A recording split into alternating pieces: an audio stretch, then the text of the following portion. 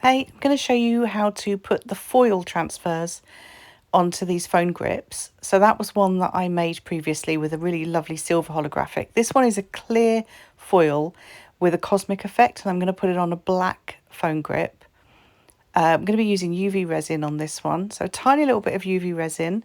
You don't need a lot, and then just spread that out. Now I'm not going to go right to the edge, and the reason I'm not going to go right to the edge is because I don't want the foil to cover the whole surface. I want there to be a very small gap between the edge and the foil, so that when I put the top coat of UV resin on, it seals the whole thing in rather than just sitting on top of the foil. It actually also touches the phone grip. So these sheets that I sell, they'll always come to you with the number facing up so that you know what way down to place the sheet. It's quite obvious on some of them because the front is completely different to the back, but on these clear ones it's much harder. I'm just pressing it down, and then I realise I need to feel it because I need to feel if there's any bubbles, so I've had to take my glove off, but it's quite safe because there's no UV resin on that side.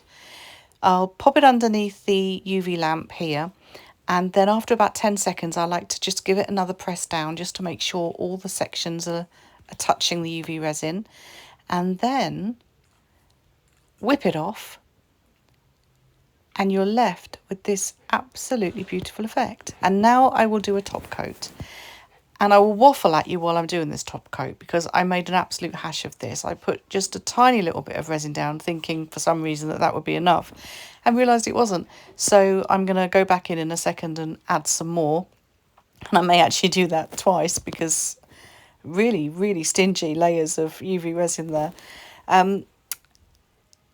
One thing I will say about these transfer foils is I'm no expert, but this is just one way of using them with the UV resin, and I'm just showing that one off again because I love it.